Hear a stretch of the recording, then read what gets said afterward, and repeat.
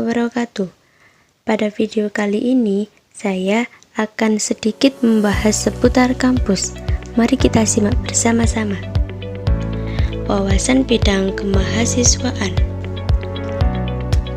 Pesan dari Wakil Rektor Bidang Akademik dan Kemahasiswaan bahwa kita termasuk orang yang the best material, artinya manusia-manusia pilihan yang bisa lolos dan masuk ke kampus UIN ini. Maka saudara-saudari mahasiswa baru UIN Maulana Malik Ibrahim Malang, meskipun semester ini masih kita laksanakan perkuliahan daring atau virtual, dan Pak Rektor berharap sekali kepada kita untuk bisa bersungguh-sungguh dalam melaksanakan kuliah ini. Dan semoga harapan Pak Rektor itu bisa terwujud dengan kita ya. Untuk sementara waktu, silahkan kita bayangkan dulu saja bagaimana kampusnya, seperti apa nuansa kampusnya. Itu sementara kita bayangkan dulu, karena keadaan masih belum memungkinkan untuk bisa ke kampus. Semoga pandemi ini cepat berakhir. Gambar-gambar gedung yang megah itu merupakan sedikit gambaran tentang kampus. Hijau, asri, pasti nyaman. Kampus ini memang terkenal dengan kampus yang sejuk, nyaman, religius, dan sangat rindang untuk dijadikan sebagai tempat belajar. Karena itu, saudara-saudara baru UIN Maulana Malik Ibrahim Malang, Pak Rektor sebagai Rektor Akademik dan Kemahasiswaan mengajak bahwa mahasiswa baru harus mengupayakan diri secara mental spiritual dalam mengikuti kegiatan perkuliahan di kampus UIN Maulana Malik Ibrahim Malang. Kampus UIN Maulana Malik Ibrahim berbeda dengan kampus-kampus yang lain, apalagi dengan kampus perguruan tinggi umum. Nanti kita akan memperoleh sesuatu yang tidak diperoleh di kampus perguruan tinggi umum, termasuk kampus ini menyediakan berbagai macam fasilitas kegiatan kemahasiswaan. Kita harus menyiapkan secara mental spiritual, dan kita harus menjadi orang yang mempunyai mental spiritual.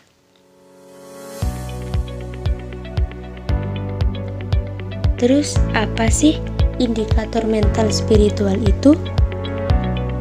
Indikator mental spiritual yaitu yang pertama, berpikir ilmiah. Maksudnya berpikir ilmiah yaitu mahasiswa harus mempunyai kemampuan berpikir ilmiah.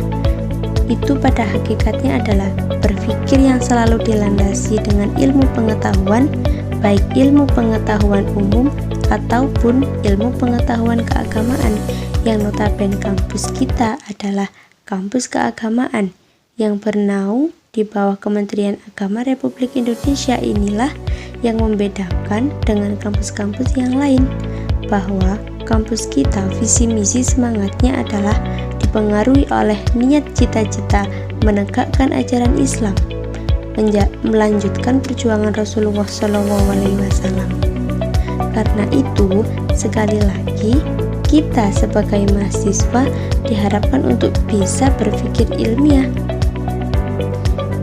Yang kedua, berperilaku positif. Gaya khas mahasiswa UIN Malang itu berbeda dengan mahasiswa perguruan tinggi umum. Seperti yang telah dikatakan beliau, Wakil Rektor 3 Bidang Kemahasiswaan, saat virtual Temul Wali, menyarankan kepada Bapak Ibu mahasiswa, wali mahasiswa, agar anak-anaknya berperilaku positif. Perilaku positif dengan indikator bicara sopan, berpenampilan sopan, berpakaian yang sopan. Yang dimaksud berpakaian yang sopan itu ya gimana ya? Maksudnya berpakaian yang islami dan tidak berlebihan, berpakaian yang tidak ketat, tidak memakai perhiasan yang mencolok. Itu pun sudah termasuk dari berpenampilan yang sopan dan tidak berlebihan. Yang ketiga adalah kreatif. Kreatif dalam artian selalu tampil dalam memerankan diri di tengah-tengah masyarakat dengan berbagai kemampuan, dengan berbagai macam kreativitasnya. Untuk bisa mengembangkan kreativitasnya,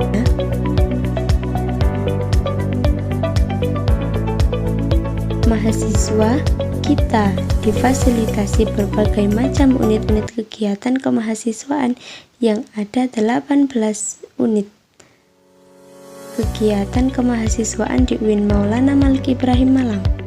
Yang pertama ada DEMA, SEMA, Resimen Mahasiswa, UAPM Inovasi, Simfoni FM, Jepret Club, KSRBMI, Pagar Nusa, Kopma PB, Pramuka, LKP2M, Unior, Mapala Turisina, Komus, Taekwondo, Seni Religius, Teater K2, PSM Gema Kita Buana. Mungkin itu yang termasuk UKM-UKM yang ada di Universitas UIN Maulana Malik Ibrahim Malang. Tanpa mengikuti kegiatan ekstra perkuliahan, maka saudara kurang lengkap rasanya dan persyaratan untuk mengakhiri perkuliahan.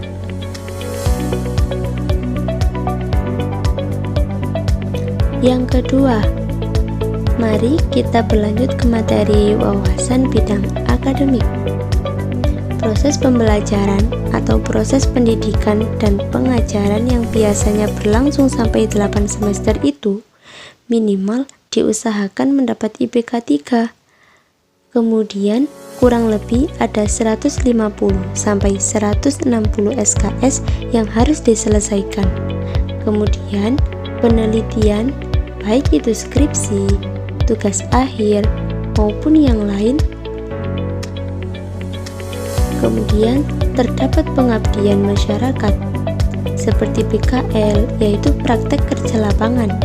Itu adalah di lembaga profesi. Kemudian terdapat KKM atau kuliah kerja mahasiswa, yang itu merupakan untuk pengabdian. Ada ujian komprehensif, ujian skripsi, yudisium, hingga wisuda. Itu adalah kegiatan-kegiatan akademik yang akan kita jalani selama di UIN Maliki Malang. Kemudian, apa aja sih fakultas yang ada di UIN Malang? Yang pertama ada Fakultas Ilmu Keguruan dan Tarbiyah. Yang kedua ada Fakultas Syariah. Yang ketiga ada Fakultas Humaniora. Yang keempat ada Fakultas Psikolog. Yang kelima ada Fakultas Ekonomi. Yang keenam ada Fakultas Saintek. Yang ketujuh ada Fakultas Ilmu Kedokteran dan Kesehatan. Yang kedelapan ada Pascasarjana. Prodi atau masing-masing fakultas di tengah semester akan ada UTS, dan di akhir semester akan ada UAS, dan di akhir itulah kemudian mahasiswa mendapatkan KHS atau kartu hasil studi, yang di sana tertera IPK, indeks prestasi kumulatif mahasiswa yang diperoleh. Berharap IPK minimal 3 lah yang diperoleh seluruh mahasiswa UIN Malik Ibrahim. Terlebih jika bisa sampai 3,5 ataupun ke atas, itu sudah bagus.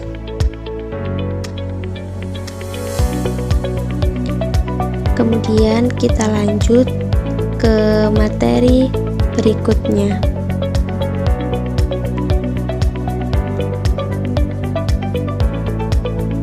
Maaf ya teman-teman, agak lama.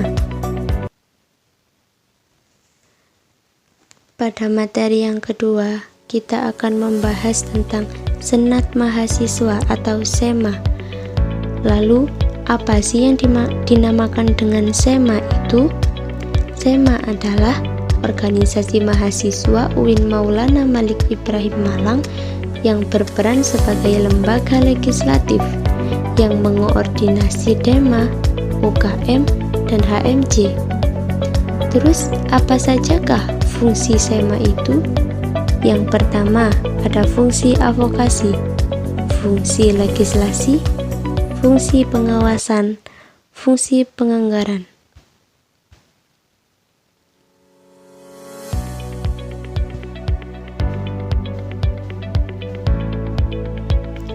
Kemudian ada beberapa komisi.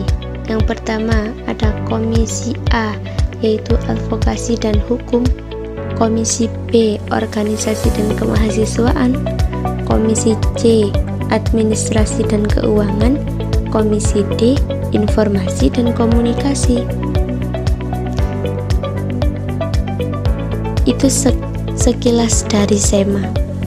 Langsung kita menuju ke materi berikutnya, yaitu materi kebangkitan bangsa menuju Indonesia tangguh. Kunci mengendalikan pandemi. Yang pertama, vaksinasi dipercepat untuk herd immunity. Yang kedua, disiplin berprokes. Di masa pandemi ini, kita tidak boleh teledor ya teman-teman. Ya, mungkin sebagian orang sudah merasa bahwa corona ini seperti virus yang sepele, tapi kita tidak boleh menyepelekannya karena corona benar-benar ada. Seharusnya kita lebih berhati-hati dan menjaga kesehatan kita. Salah satunya yaitu dengan disiplin berprokes.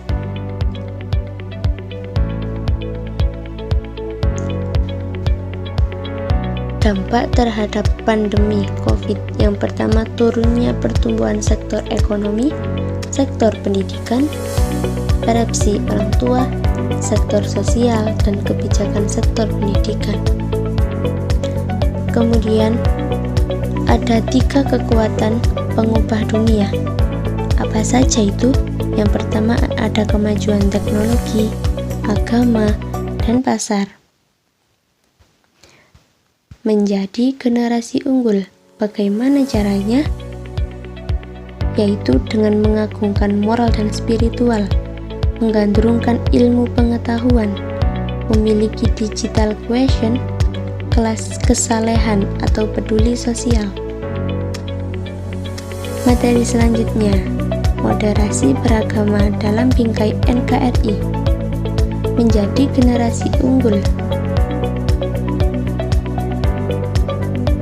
Secara terminologis, pemahaman atau praktek keagamaan yang menjunjung tinggi kesetaraan dalam beragama, toleransi dengan berpijak pada prinsip tawazun antara rasio atau logika, teks serta konteks. Peran mahasiswa dalam menyikapi. Yang pertama, mahasiswa harus memerankan diri sebagai agent of change dalam menguatkan dan mendiseminasi agenda moderasi. Yang kedua, mahasiswa harus mengedepankan kepentingan kebangsaan dan keagamaan yang sesuai dengan prinsip moderasi. Yang ketiga, mahasiswa harus cerdas akademik maupun cerdas religius dan berbineka tunggal ika. Mungkin itu yang dapat saya sampaikan. Kurang lebihnya mohon maaf yang sebesar-besarnya.